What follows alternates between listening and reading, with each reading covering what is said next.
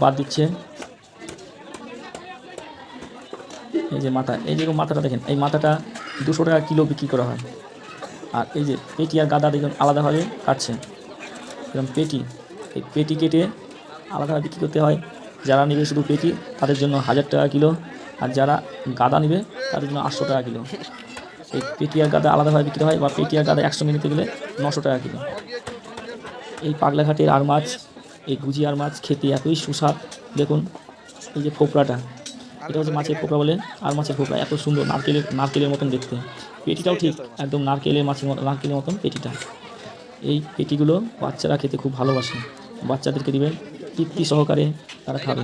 এর মধ্যে কোনো কাটা ফাটা কিচ্ছু নাই, কাটা পাবেন না। তার জন্য বাচ্চাদের জন্য অ্যাকচুয়ালি আর মাছ, বোয়াল মাছ, এইসব মাছগুলি খুব ভালো। দেখুন এই পেটি, যেরকম বললাম এই পেটি শুধু 1000 টাকা কিলো বিক্রি হয়। আর দেখুন কত দর্শক, এই যে সব পাবলিক, এই সব